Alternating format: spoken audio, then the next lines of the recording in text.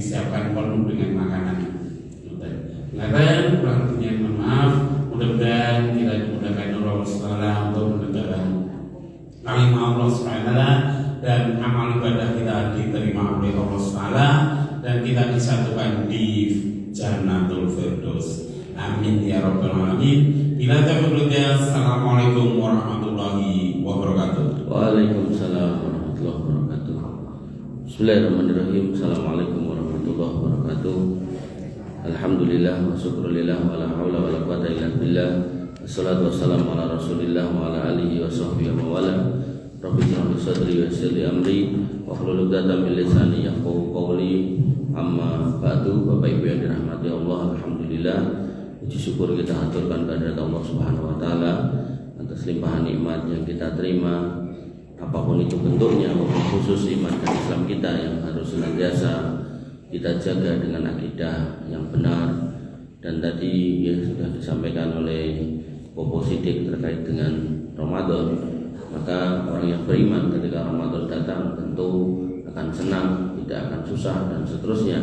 Dan tadi sudah disampaikan tentang target, bagaimana kemudian memotivasi agar Ramadan lebih bermakna, lebih berarti, yaitu ikut andil dalam nyengkuyung kegiatan-kegiatan yang bernuansa keislaman, wabil khusus memberikan buka dan seterusnya. Karena ketika kita berpuasa sendiri,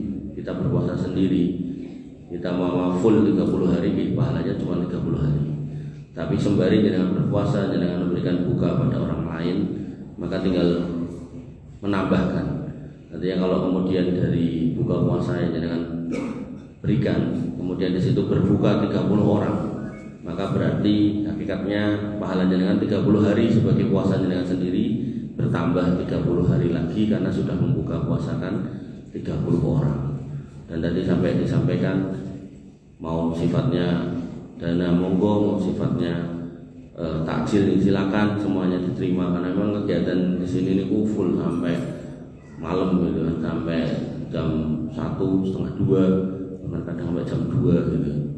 Dan kalau nek Ramadan itu bener-bener pol-polan aja, habis asar niku medal si pengawasan muter sampai maghrib, isya, tarawih, ultum. Nah, terus kadang nanti ada malam, terus pulang sampai saya, ayo siap-siap makan nanti Istiqlal berangkat lagi ke Istiqlal. Dan ya sudah, biasanya saya ngambil posisi di sana pojok karena sudah teler, jadi kalau munting itu langsung ke tembok. Ya, kalau anak-anak saya belakang sana gelar sajadah pindah turun. Ya, tapi dapat 2 rakaat. Nah, Bapak Ibu yang dirahmati Allah Subhanahu wa taala, ya, kalau kita ngomongin Ramadan, tapi karena tema atau bab saya adalah akidah, kita kembali kepada tema yaitu akidah Imam Sufyan Ats-Tsauri, dan ini sampai di akidah atau poin akidah yang terakhir yaitu ke-9. Saya refresh dulu yang pertama, yaitu beliau menyatakan bahwasanya Al-Qur'an itu kalamullah, bukan makhluk. Kemudian yang kedua, beliau menyatakan bahwasanya iman itu ucapan, hati, dan kemudian perbuatan yang harus sinkron. Dan yang ketiga, yang namanya amaliyah di dalam Islam harus mengikuti sunnah. Nah, sunnah itu sinten? Sunnah itu Nabi Muhammad dan para sahabatnya. Kemudian yang keempat, kita dilarang untuk mempersaksikan, menyatakan seseorang itu sudah atau menjadi ahli surga atau ahli neraka. Nek amaliyahnya bisa, tapi nek orangnya tidak bisa.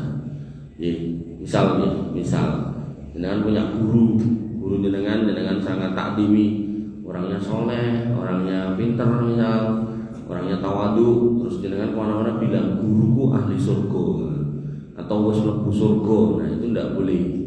Kenapa? Karena untuk menyatakan seperti itu butuh dalil. Nah, adapun yang disebutkan di dalam dalil itu 10 orang sahabat yang ahli surga, yaitu Abu Bakar, Umar, Utsman, Ali, Thalhah, Az-Zubair bin Awam, Sa'ad bin Abi Waqqas, Sa'id bin Zaid, kemudian Abdurrahman bin Auf, Abu Baidah bin Jarrah. Kalaupun mau ada tambahannya, maka nanti disebutkan nama-nama yang lain seperti sinten Fatimah, penghulunya wanita surga, Khadijah juga demikian, Maryam juga demikian. Maka semuanya pakai dalil.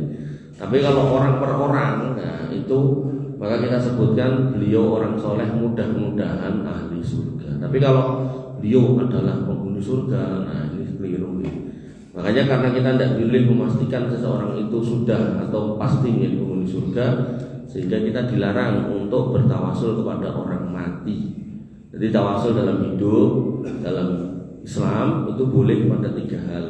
Tawasul niku satu keadaan di mana jenengan berdoa dengan menyebutkan 3 hal itu, yang mana harapannya doa jenengan itu dipercepat prosesnya terkabul.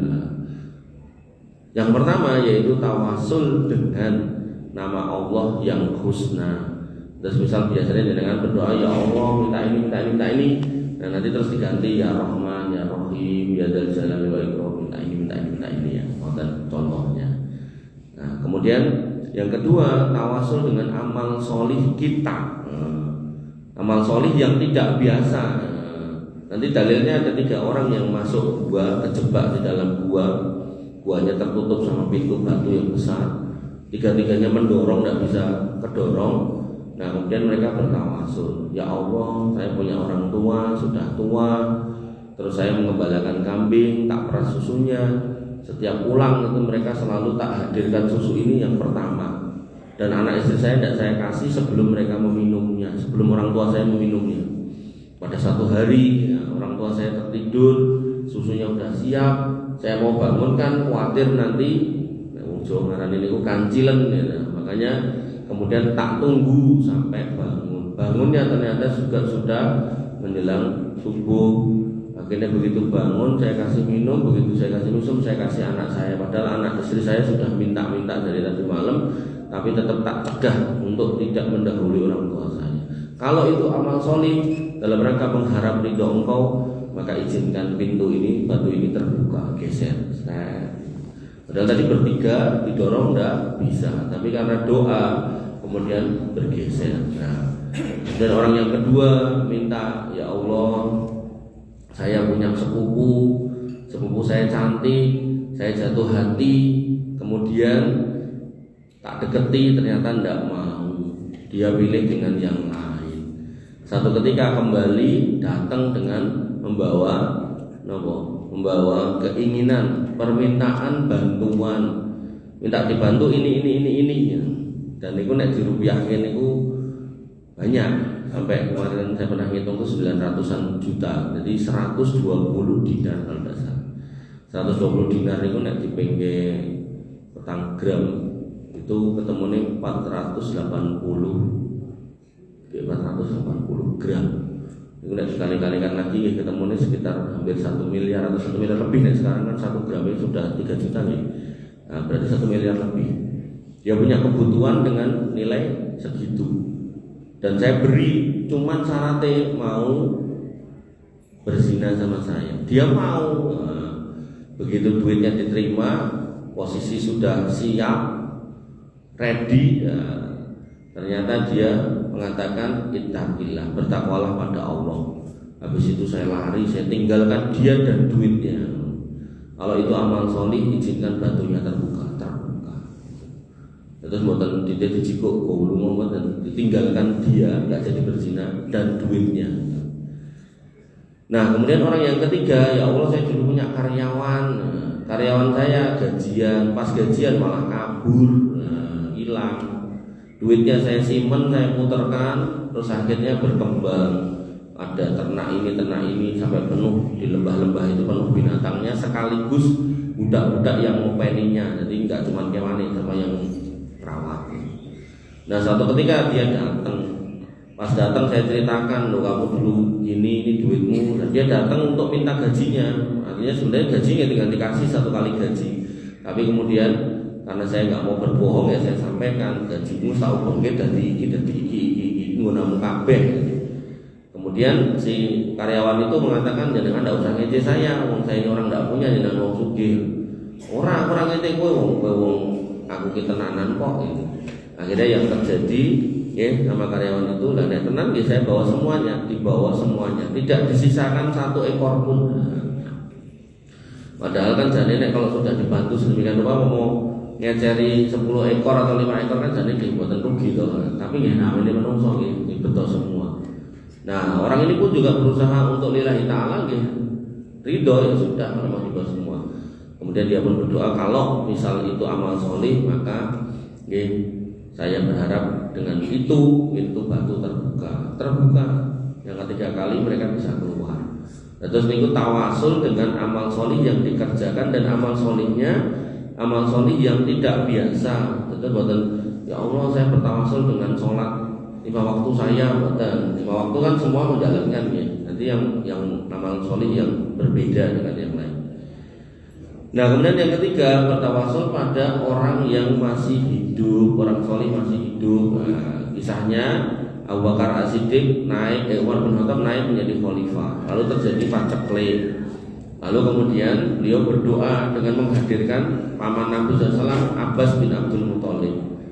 Umar bin Khattab mengatakan, ya Allah dulu kami minta hujan dengan perantara Nabi engkau waktu masih hidup. Sekarang kami minta hujan dengan perantara pamannya. Pamannya masih hidup. Maka kemudian turun hujan. Nah 3 kondisi ini menjadikan dalil ya, kalau tawasul itu dengan orang hidup bukan orang mati, atau dengan amal soleh atau dengan menyebut nama Allah Al-Husna, sehingga ya, orang-orang yang hidup, orang-orang yang mati tidak boleh dijadikan sebab untuk tawasul. Makanya di medsos itu enten video, ini kan enten kuburan, ya, kuburan dihubungi lah piai-piai saya ngangge klambi koko, peci puder ngeten iki gitu. Terus ngangge sarung guys, pokoke macak santri ngoten niku. Terus membacakan bacaan-bacaan. Nah, bacaane ngeten iki. Ya Habib Muhsin anta imamuna. Wahai Habib Muhsin, engkau imam kami. Sampai di situ tidak ada masalah. Maksudnya ada masalah ini. Ya dia menganggap imamnya tidak apa-apa lah, menganggap gurunya, imamnya, syekhnya, ulamanya silakan tidak apa-apa. Kalimat itu masih aman. Nah, kalimat yang kedua yang bermasalah. Ya Habib Muhsin, ikdi hajatina. Wahai Habib Muhsin, tunaikan hajat-hajat kami. Nah, disinilah jatuh pada pelanggaran kesyirikan. Karena yang menunaikan hajat kita Allah, yang mencukupi kebutuhan kita Allah. Betul nggih? Nah, makanya akidah yang keempat, tidak boleh seorang itu memastikan orang yang hidup sekarang ini sudah menjadi ahli surga atau ahli neraka. Kenapa? Nah, itu penting lagi. Karena selain tadi ada lagi hadis tentang 3 orang yang akan disidang pertama kali, yaitu yang pertama mujahid yang mati syahid, yang kedua ustadz yang sekaligus qori yang mati dalam dakwah, kemudian yang ketiga orang yang dermawan yang memang mati dalam kondisi dia sebagai orang yang suka berderma. Didatangkan nih orang-orang hebat ini 3 orang ini, orang-orang yang luar biasa dengan prestasi yang luar biasa. Yang pertama didatangkan orang yang mati syahid, ditanya apa yang kamu lakukan selama hidup? Kata dia, kami berjihad di jalan Allah dan saya meninggal di jalan engkau memperjuangkan agama engkau. Kata Allah, kata dusta kamu, dusta. Yang kamu lakukan adalah liukola jariun, agar kamu itu dipanggil sebagai orang yang pemberani dan disebut pahlawan. Akhirnya diplongin rokok. Nah orang yang kedua didatangkan si ustadz ini, kemudian dia sekaligus ahli Quran. Apa yang kamu lakukan? Kata si ustadz, saya dulu berdakwah kemana-mana. Saya juga ngimami sholat, ngimami masjid, ngimami tarawih, ngajar agama, ngajar Quran. Kata Allah, kata dusta kamu. Kamu melakukan dakwah biar disebut sebagai alim, biar disebut ustadz, biar disebut kiai, gus, biar disebut ulama. Bahkan kalau diulemi tulisan UST-nya itu ketinggalan, dia marah. Itu aku nih, soalnya ranek UST-nya itu. Nah, maka itu cirinya. Kemudian yang kedua, yang ketiga tadi, yang kedua tadi, kamu juga ngajar Quran toh? Iya, lillahi ta'ala, dusta. Kamu ngajar itu biar disebut sebagai qori, biar disebut sebagai ahli Quran, guru Quran, biar disebut sebagai hafid, biar disebut sebagai imam. Templungin rokok. Nah kemudian yang ketiga didatangkan orang yang ahli berderma, sedekah sana-sana, Pak, ada proposal masuk dia sedekah ikut gitu. Ditanya apa yang kamu lakukan? Kami sedekah. Setiap kesempatan kami ikut, tidak pernah absen. Kata Allah Dusta. Semua itu kamu lakukan bukan untuk mencari ridho Allah, tapi untuk agar disebut sebagai jawadun, sebagai seorang dermawan, cemplungin rokok. Nah, sehingga dari situ menjadi dalil bahasanya orang yang terlihat baik di mata kita, ya belum tentu baik di mata Allah. Sehingga akidah kita tidak boleh menyatakan, memastikan seseorang itu ahli surga atau ahli neraka. Itu gitu. Makanya tawasul sama orang mati itu tidak diperbolehkan karena seperti itu. Kita tidak tahu keadaan aslinya seperti apa. Nah, itu berarti Nabi Muhammad boleh memasang Nabi Muhammad itu pasti orang baik. Maka jawabannya para sahabat tidak pernah melakukan. Abu Bakar, Umar, Utsman, Ali radhiyallahu anhum tidak pernah mengerjakan. Kalau mereka sudah tidak pernah mengerjakan, ya itu nggak bisa. Karena pokok agama itu ya berasal dari mereka. Mereka kalau mencontohkan ya kita mengikuti. Makanya Nabi mengatakan alaikum bisunnati wa sunnati khulafai rasyidin al-mahdiin. Ikutilah sunnahku sebagai Nabi dan ikutilah sunnah khulafai rasyidin. Nabi tidak pernah melakoni. Tidak pernah Nabi itu kemudian boleh makami Nabi Musa tawasulan, tidak pernah. Boleh makami Nabi Ibrahim tawasulan, tidak pernah. Nah, kemudian para sahabat yang mulia 4 tadi juga tidak pernah kemudian mempraktekkan tawasul kepada makam Nabi, tidak pernah. Makanya di kajian Ahad malam pada maghrib di sini saya juga yang nyampaikan itu saya bawakan tuh hadis-hadis tentang tawasul yang dipegang oleh sebagian kaum muslimin sebagai dalil untuk bertawasul pada orang mati. Isinya hadis dhaif sama hadis palsu. Makanya dalam urusan akidah kita tidak boleh berpegang pada dalil-dalil seperti itu.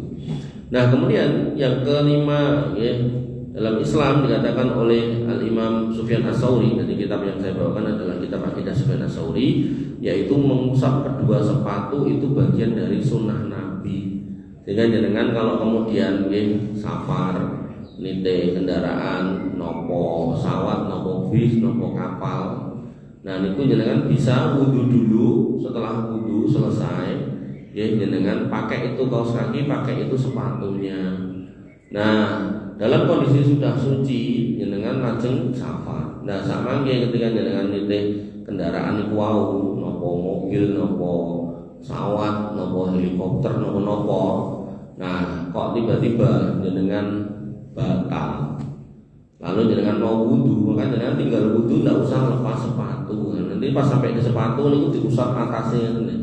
Putar bawahnya baru usah dicopot, dicop atasnya.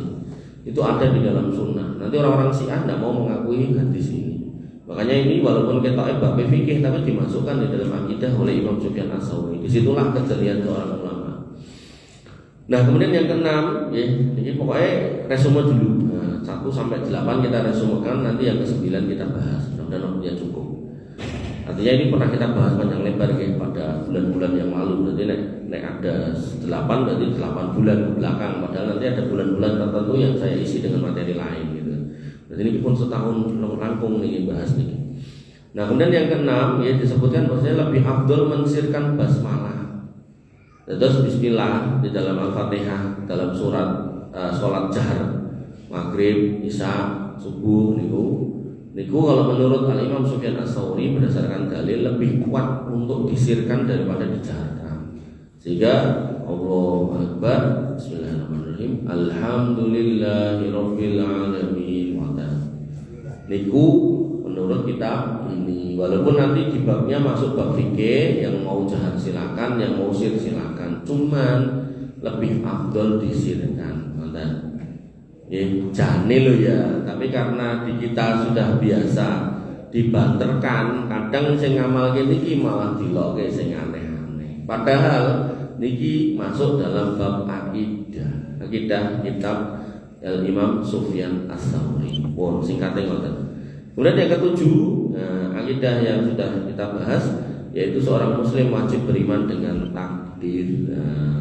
Takdir baik maupun buruk, apapun yang terjadi sudah tertulis 50.000 tahun sebelum segala sesuatu tercipta. Tertulisnya pada sebuah lembaran. Dan yang menulis namanya kolam alias pena. Penanya diciptakan 50.000 tahun sebelum segala sesuatu tercipta. Sebelum kita semua tercipta, Allah ciptakan pena. Kemudian Allah katakan pada pena, uktub, tulis pena bertanya, "Ma'aktub, apa yang aku harus tulis?" Kemudian Allah berfirman, "Uktub maqadira kulli syai." Tulis takdir segala sesuatu. Nulis gitu. Nah, lembaran itu namanya lauhun, disimpan di bawah arsy Allah, tersimpan di situ. Maknanya atau bahasanya adalah mahfudun.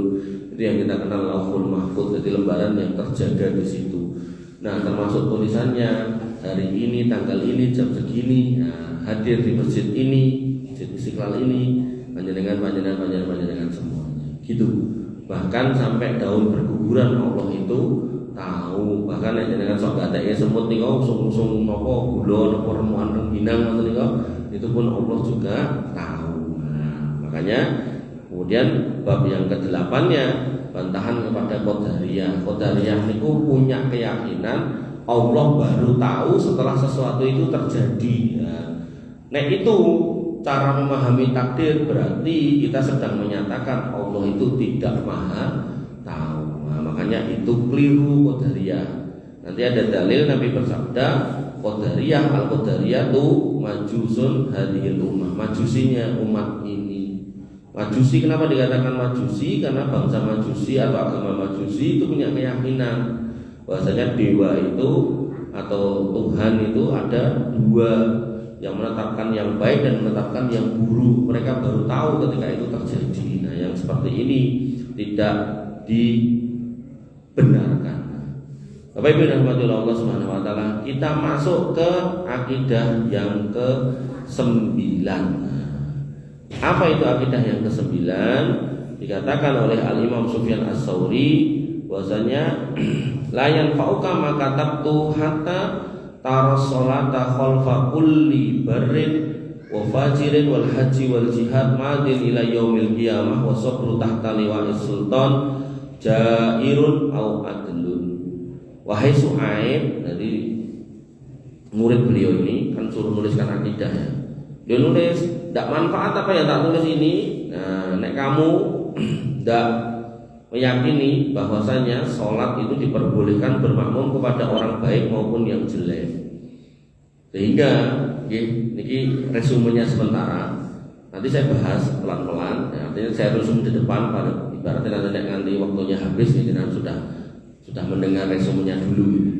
Jadi poin yang pertama ini bahwasanya sholat kita itu tetap sah walaupun kita bermakmum pada orang yang mungkin menurut pandangan kita enggak utama. Misal ada orang sholat tatoan gitu kan. Terus kita masuk masjid, kita bermakmum sama dia gitu kan. Nah, sholat kita tetap sah. Makanya ini menjadi dalil atau menjadi argumen penolak sebagian orang yang tidak mau bermakmum karena beda ormas niku salah. Orang NU bermakmum sama orang Muhammadiyah sah, orang Muhammadiyah bermakmum sama NU sah, atau ormas yang lain. Makanya kalau ada ormas kok angger sholat Jumat nih golek masjid dhewe, masjid liya emoh, mbok rada ageng tetap digoleki, itu ormas yang salah kaprah. Tadi malam baru saya ngisi pengajian ditanya, saya punya teman LDII, misalnya bermerek LDII, dia itu kalau makmuman atau jamaah sama saya, dia itu tidak mau kalau jadi makmum, maunya jadi imam. Oh iya, soalnya dia dianggap kafir lah. Dia punya pendapat selain ormasnya itu kafir, makanya diimami wong kafir nggak sah. Makanya itu bahaya. Makanya seorang Muslim harus paham gitu, dengan bermakmum pada siapapun boleh. Wong Jawa makmuman sama wong Amerika boleh, dengan catatan sama-sama Islam gitu. Wong Kristen kon dadi imam ya enggak sah toh. Nah, orang Jawa bermakmum sama orang Afrika ya boleh, tidak ada kekeliruan di situ selama Muslim ini. Wa nabiyina azani Allah wa iyyakum. Itu yang pertama. Kemudian yang kedua, nanti saya jelaskan insyaallah sacukupe waktu nggih. Bahwasanya perkara jihad disyariatkan hingga hari kiamat. Dan jihad itu enten cumane. Kalimat berikutnya bahwasanya dan bersabar di bawah kepemimpinan seseorang penguasa baik yang jelek maupun yang baik. Nah, sehingga terkait jihad ini itu harus dikembalikan kepada penguasa, tidak bisa sendiri-sendiri. Nanti ada orang Joko kerja, ora ono sing nampa, arep sekolah, ora ono sing biayai, arep nikah, nglamar ya ditolak ngene kono gitu kan. Ya istri sakniki niku anu lho Pak. Penuh apa istilahnya? Penuh pertimbangan gitu. Ndak kayak dulu sakniki kok kerja apa, pendidikannya apa. Jadi saya itu sampai bahwa ada punya calon itu 7 kali loh ditolak sama perempuan. Padahal calon saya itu laki-laki, jomblo, belum nikah. Enek saipul gitu. Jomblo belum nikah, umurnya 40 tahun gitu ya. Terus yang saya tembung itu nggih wanita umur 36, 38, kadang 41, nolak ya Pak itu. Padahal nggih umurnya sudah banyak loh, nek perempuan umur segitu kan ya sudah banyak loh. Nolak gitu ya. Pas kadang ya saya iseng saya tanya kok ditolak kenapa? Ini ku buatan perempuan biasa loh, ustadzah juga ada. Kalau ditolak kenapa ustadzah? Gitu. Jawabannya itu di biodatanya ada tulisannya suruh apa? Bantu ngopeni ibunya yang sakit. Saya tidak mau. Waduh. Padahal loh laki-laki itu kalau ngopeni boe, ya, itu berarti laki-laki yang oli. Ya. Nek boe diopeni, ya garwane ya benar diopeni. Ya.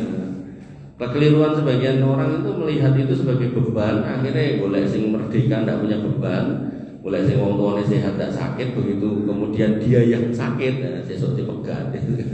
Ya, makanya jangan salah sudut pandang. Ya. Jadi kalau melihat laki-laki itu kalau kemudian dia masih mau berbakti sama orang tuanya itu orang baik, insya Allah orang baik. Ya, 7 kali ditolak luar biasa.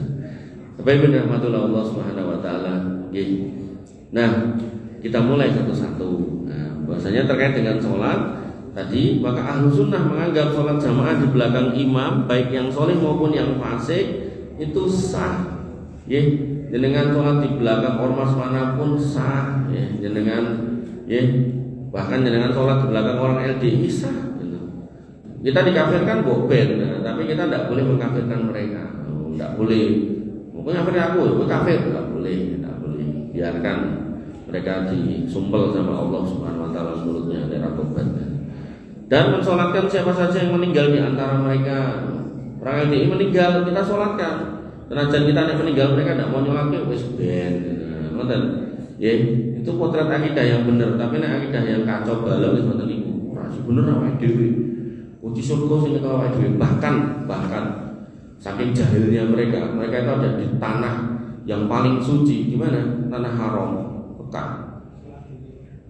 Sholat dewi betul, tidak mau sholat jamaah di Masjid Haram kan goblok banget. Padahal sholat di dalam situ lebih utama 100.000 kali daripada tempat lain. Dia pilih sholat di hotel dengan keyakinan sholat sama imam di situ gak sah, kan goblok banget ini. Bahkan gak cuma sholat 5 waktu, sholat Jumat ini pilih Jumatan dewi di hotel. Nah, itu kan parah banget itu. Makanya jenengan yang punya saudara yang kayak gitu dinasihati. Sampai bapak saya itu tahun kemarin haji sama orang LDI. Itu adalah kelompok ini kan LDI tunggal. Ditekoi gini. Mas LDI lho kowe. Iya. Iki lho Mas, wong sakmene mbane ibaratnya jenengan jamaah haji ten Arab sak pirang-pirang kayak wong Afrika, kayak wong Cina, kayak wong Turki, kayak wong Amerika. Wong sakmene mbane tudingan bisa LDI sing ndi. Apa ya sing surga kowe tok wong sakmene mbane. Tebo mikir. Buyang-buyu tok kaya kethek ketulup ngono iki. Makanya pentingnya berakidah yang benar nih. Dan saya melihat orang LDI itu hasilnya ya wong ra mudeng agama, cuma dikasih panggung. Hasilnya wong ra kanggo di masjidnya, orang enggak kepake di kampungnya. Bodoh kemudian kowe entuk nisbat sebagai imam desa. Akhirnya untuk panggung, hormat jamaah, hormat nopo masjid, akhirnya dilakoni, seneng. Dapat langsung naik perangkat gitu kan. Oleh bodoh terus diganggu gitu kan. Wah, kapan meneh gitu. Kalau mulai dapat jadi imam-imaman ngoten niku, walah langsung datang nih ibu-ibu gede-gede. Suami saya belum jamaah, pegatan lah. Nah, mungkin ada sinten kula, karo aku lah, mosok karo sapa meneh gitu. Astagfirullah. Ujung-ujungnya jane kayak ini ngomong duit oleh kiai santri. Alhamdulillah. Nabi SAW bersabda, yusalluna lakum fa in asabu falakum walahum wa in akhtau falakum alaikum. Mereka sholat mengimami kalian. Apabila mereka benar, kalian akan mendapatkan pahala.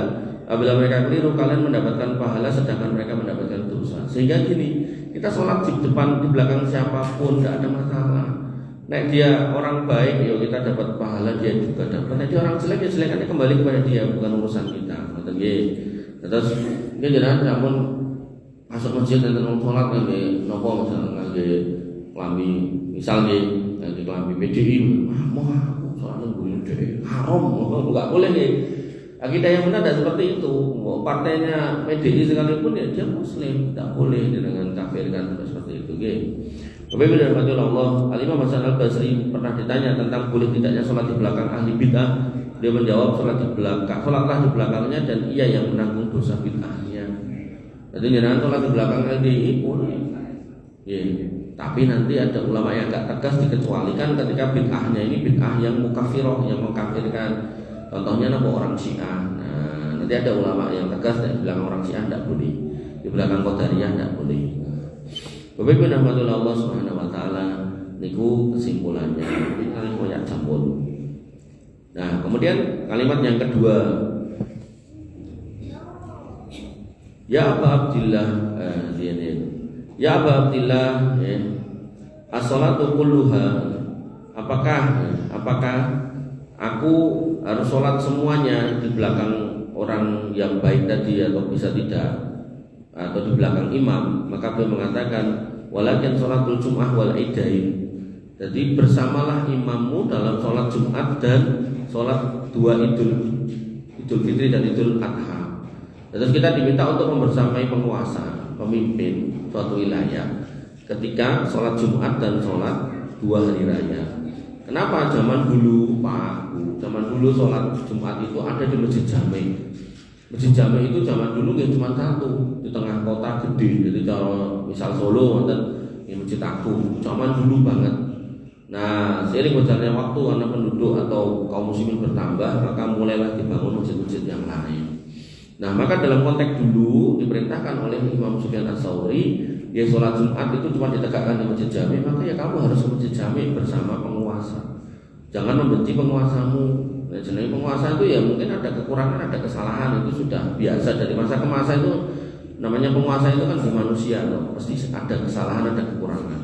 Tapi di sini Imam Sufyan Ats-Tsauri mengatakan bersamailah mereka dalam sholat Jumat dan sholat dua hari raya. Sehingga ini menjadi dalil sebenarnya. Jenengan nek bingung mulai Ramadan ini kapan, jane niku sakjane menurut akidah ini yaitu kembali kepada pemerintah. Tinggal nenggo pengumuman pripun derek jane. Ning pemerintah jenengan nglenggono memberikan kelonggaran boleh jenengan berbeda dengan penguasa. Makanya Muhammadiyah dari tahun ke tahun mengumumkan pemerintah tidak marah, tidak apa-apa. Nah, cuman kaidahnya secara fikih ya hijriyah niku 29 sampai 30 tok. Sehingga berbeda sama penguasa niku nggih jedane cuma 1 hari. Jenengan tidak boleh mengikuti kelompok ormas manapun, pesantren manapun yang jedanya sama pemerintah lebih dari 1 hari. Kenapa? Karena hijriyah itu cuma 29 dan 30. Sematan ugi nek jenengan misal puasanya mendahului, maka Idul Fitrinya biasanya kleru. Puasane biasanya ngeri, Idul Fitrine disi ya. Jenengan kedah nyetang totale minimal nggih 9 boten 28. Puasane mulai ngeri, Idul Fitrine disi ra diitung, ternyata jebule 28. Sehingga yang niku pernah jenengan lampahi di Cien, di Bien, nah niku jenengan kedah ngecek meleh tahun pinten sing jenengan nglampahi ngoten niku berarti ngutang. Dong ngoten. Halo. Terus yang namanya hijriah niku 29 30 nggih. Nek misal jenengan mengke Muhammadiyah misal mulai Ramadane Selasa, berarti Rebone pun poso to. aku milih pemerintah mulainya kemis misalnya, ya monggo. Memangnya itu fitine dari Muhammadiyah mulainya misal Senin, pemerintah misal Selasa, aku milih Muhammadiyah misal. Ketemunya 28 gitu, angsa dengan kedah nambah 1 jadi 929. Betul nggih? Terus kenapa kok diminta untuk bersama dengan penguasa dalam sholat Id dan sholat Jumat? Karena sholat Id dan sholat Jumat, sholat Id khususnya, ini wilayahnya adalah istihadiyah sebenarnya. Namanya istihadiyah itu berarti tidak ada kebenaran yang mutlak, tapi ada satu koridor yang harus dijaga, yaitu kebersamaan. Makanya termasuk sholat Jumat dulu juga diadakan di satu masjid besar saja dulu. Tapi karena makin banyak kaum muslimin makin besar ya, kemudian banyak masjid muncul, dari situlah kemudian diizinkan sama penguasa. Makanya kayak yang di Haram itu, ya, nek saya ditanya ya, tidak boleh orang sholat Jumat atau di hotel ini tidak boleh. Nyata-nyata masjid yang ngarep di saking jendela hotel ada 10 ketok, mosok pilih ning hotel. Mulai punya keyakinan nek sholat niku mboten sah, tambah parah melih gitu. Tambah parah melih gitu. Dinten nonton wados wonten YouTube napa ten TikTok napa ten napa Instagram, itu pernyataan-pernyataan mantan-mantannya, mboten mantan sing biasa loh. Ustaz-ustaznya kadang yang sudah tobat itu. Kami dulu di Mekah itu gak mau jamaah di Masjidil Haram, mulai ya enggak ada nih. Oh, goblok mantap ya. Lho saiki jenengan niku ngetoke duit sak pirang-pirang merono niku kan golek keutamaan to. Jenengan sholat sekali itu 100.000 lebih baik daripada masjid sini misal. 100.000 kali niku jenengan bagi nek sehari 5 to, ketemune kan 20.000 hari. 20.000 hari niku nek jenengan bagi 360 hari niku ketemune 54, sekian tahun. Berarti jenengan sholat ke Masjid Haram 1 kali niku lebih mulia daripada sholat niki 54 tahun lebih. Nah kok ngoten niku malah pilih megahi terus piye gitu. Dan dengan misal sholat sehari 5 kali, berarti 54 dikalikan 5, jadi 200-an tahun, 250 lebih tahun gitu. Nah, enten sing yusone 250. Nah, bener enten. Makanya keutamaan seperti itu kok nanti luput, bahkan nanti ditinggalkan dengan keyakinan sesat seperti itu, enggak masuk ya. Ini ya namanya si ormas itu ngerangkul partai politik, akhirnya eksistensinya tambah kuat. Nah, mulai saat ini gawe Senkom niku to, sentra komunikasi dirangkul Polri. Bentuknya kayak satgas ngoten niku. Akhirnya nggih tambah digdoyo. Tapi nggih mengacu pada cerita PKI zaman dulu, wa makaru wallahu khairul makirin. Mereka berbuat makar, Allah biarkan terus membesar. Ada masanya nanti Allah sendiri yang akan turun tangan, selesai semuanya. Nggih. Makanya sebagai orang yang beriman santai mawon. Tidak usah dipikir seru, tapi perlu saya peringatkan tentang ormas ini bahaya. Ini kalau zaman dulu namanya Khawarij, saat ini neo Khawarij, orang yang mengkafirkan kaum muslimin. Nah, itu orang Khawarij. Nah, sekarang neo Khawarij, Khawarij gaya baru dengan bentuk ormas dengan nama baru yang mengkafirkan kaum muslimin. Wa nabiyina azani Allah wa iyyakum. Nah, kemudian tentang jihad dikatakan ya Shu'aib la yanfa'u ma katabtu hatta tara salata khalfa kulli fajirin au kulli barrin au fajirin wal hajju wal jihad madin ila yaumil qiyamah was sabru tahta liwa'is sultan. Jadi jihad itu ada terus dan sabar pada penguasa. Gantuannya apa? Bahasanya yang disebut jihad yang benar itu jihad yang mendapatkan restu dari penguasa. Penguasa Islam yang sah. Dalam hal ini penguasa itu nanti enten ngomong pas meleh. Oh, jenenge penguasa sing sah iki gelare kudu khalifah mboten. Nanti nek dikumpulkan di dalam Al-Qur'an, di dalam hadis, niku penguasa niku disebut ulil amri bisa. Disebut sultan bisa, disebut amir bisa. Makanya khalifah niku disebut khalifah juga bisa.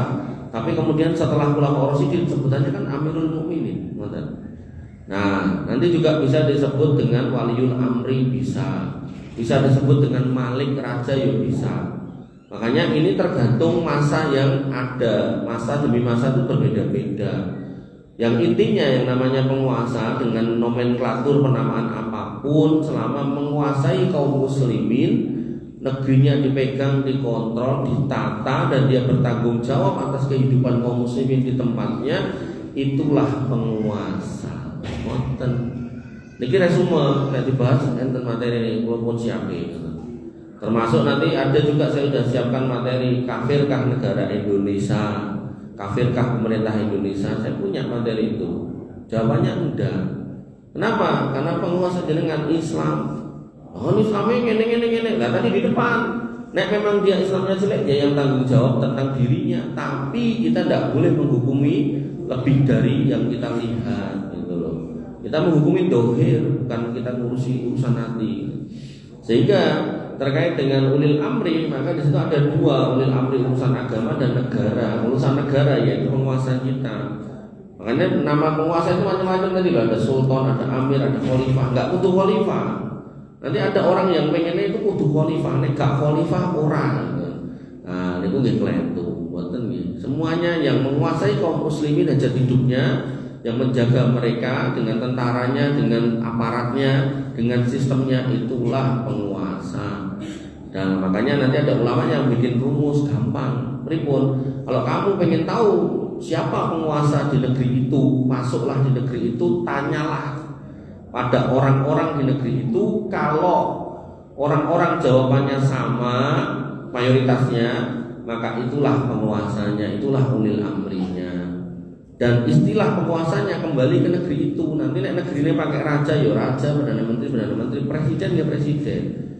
Makanya nek misal jenengan bingung, jenengan wong Indonesia bingung, ulil amri ku sinten, coba mang tangga jenengan. Tangga jenengan niku lho. Presidennya dhewe sapa to? Sinten Bu presidennya? Prabowo. Kok ragu ya sing jawab. Apa enten presiden sanes to? Wakile sinten? Gibran lah pripun. Nah memang itu kok faktanya kok gitu loh. Itu faktanya gitu loh. Makanya nanti perintah taatnya adalah la ta'ata li makhluqin fi maksiatil khaliq. Tidak ada ketaatan pada makhluk, ya.